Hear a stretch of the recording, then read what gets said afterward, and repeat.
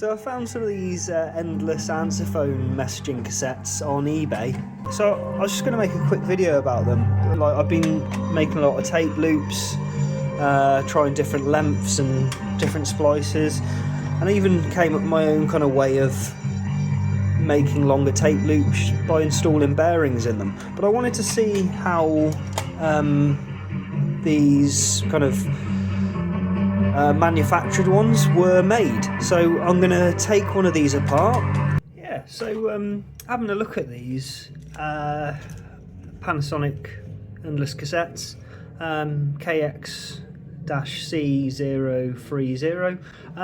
In all honesty, I found these a little bit sticky. Sometimes over time tape can go a bit sticky, it's known as. Just chemically, things happen over time to the plastics, and yeah, that can cause them to have a bit more kind of friction than they would normally have when they were manufactured.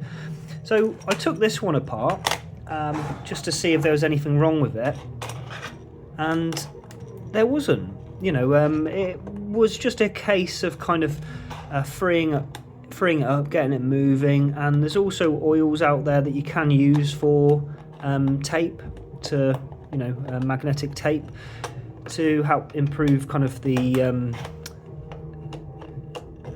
movement. But yeah, I just thought it'd be interesting to open this up, show people what's in here. So there's 5 screws. You just want a little mini posi head, and inside here we've got some of this like low friction tape and some custom parts. So the first thing to note is obviously there's no spool take up, I guess. You know, the spools which are normally kind of driven to take up, or they're slacked off so that they're free to let go of the tape, are missing. And they've kind of, one's completely bypassed and the other has this custom piece in here, and then several kind of layers wrapped around. And interestingly, I didn't expect to find that, but it's actually feeding out from the center, you know, on the inside of that spool. So, you know, a couple of thoughts. This is going to get more and more problematic the more tape is wound around, because it's going to bind maybe a bit tighter. I thought this was, you know, problematic as well, because there's a lot of potential for it to get caught here. And I'd noticed in the top side they've actually even carved out or left some space in the casing, you know, taken that to its very minimum, just to allow for that kind of extra folding over there. Like I say, there's some low friction kind of plastic. You find that in a lot of tapes. Sometimes it's clear, but in some of the older tapes, the opaque ones, yeah, you'd find this kind of black sheet material.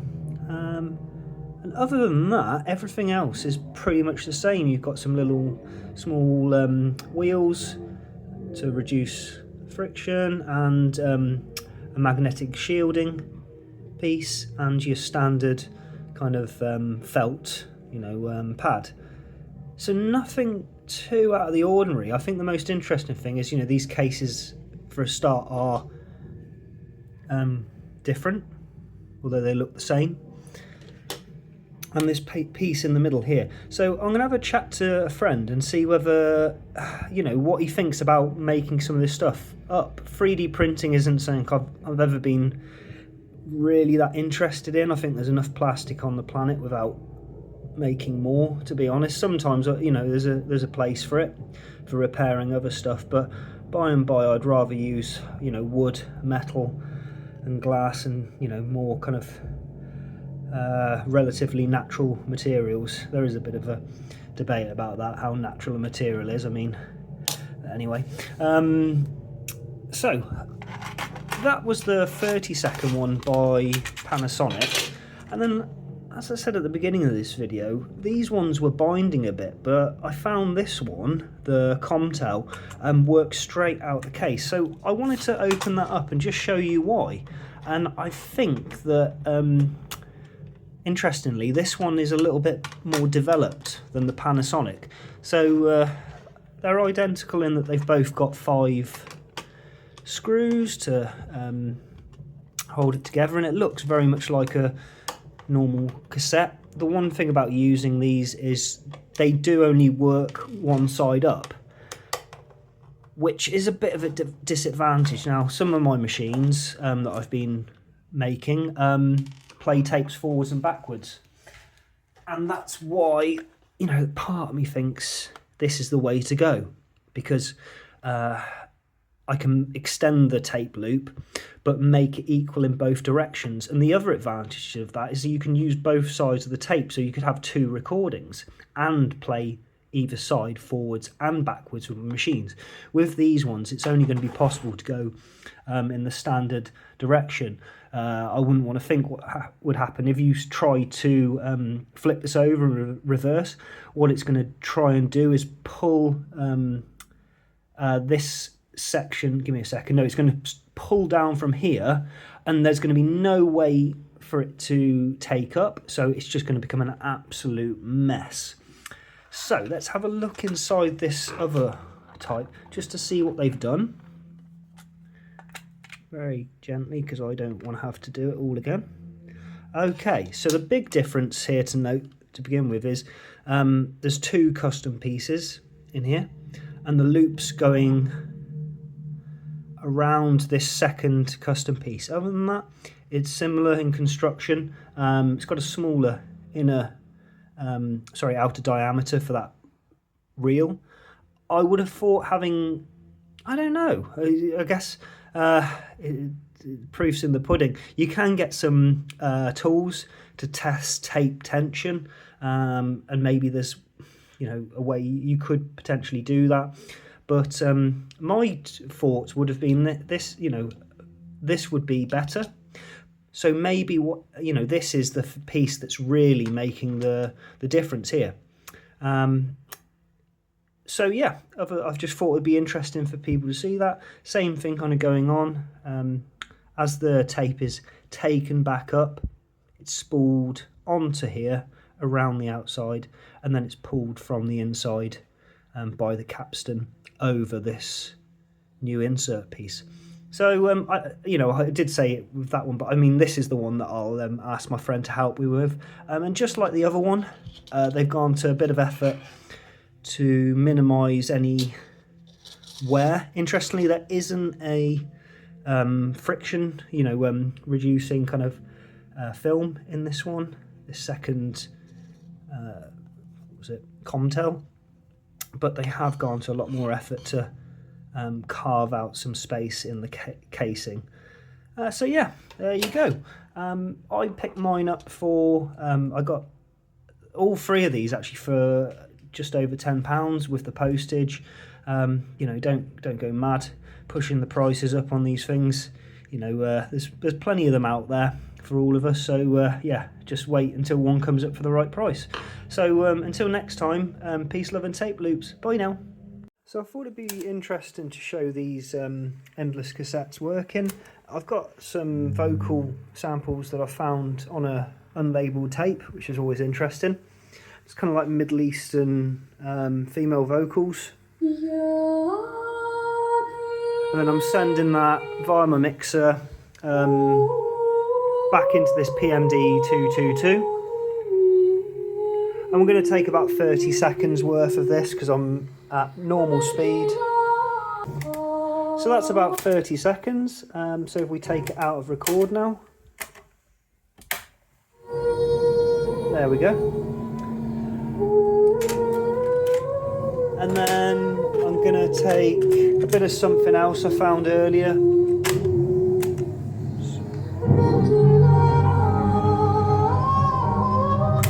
now I'm happy with that.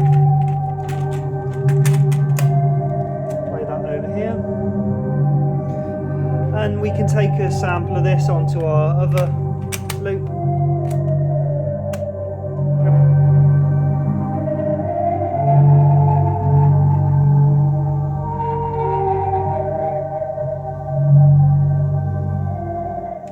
whilst that's recording, I might have mentioned earlier about the sound on sound switch. So in this first pass, I'm just going to do a clean recording, or relatively clean, using the erase head. And then when I feel it's gone back past, then I might just overdub something onto it, because that's what I think is kind of interesting about these longer tape loops as opposed to, you know, the short kind of 4-5 second ones, is that you can really start to make a song on here, you know, start to make a composition. So that's going to be somewhere around 30 seconds, and just for the end of the loop, to make sure it overlaps, I'm going to switch it down into the erase disable position, and then we should start to hear some of that other recording come back past. We've got something on there, and let's bring in the female vocals.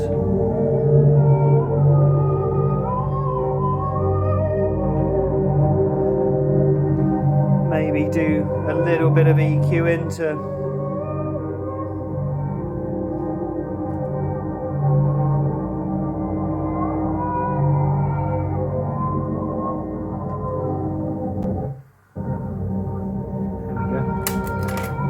there we go.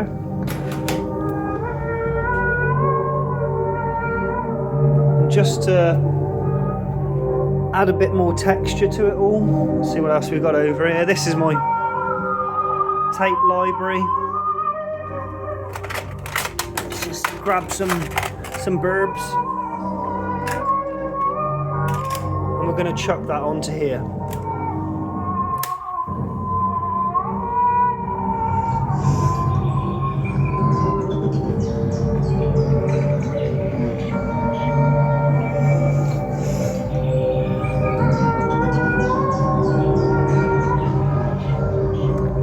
Although these are separate at the moment, you know, we could start to bounce some of this over.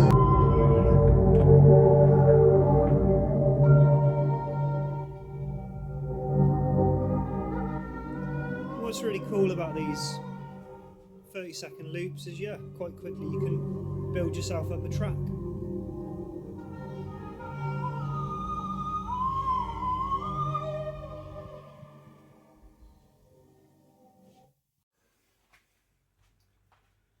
Okay, so here's something I made earlier using these endless loops. I've got 3 tape machines set up at the moment. This first one we can hear, just got some low grade field recordings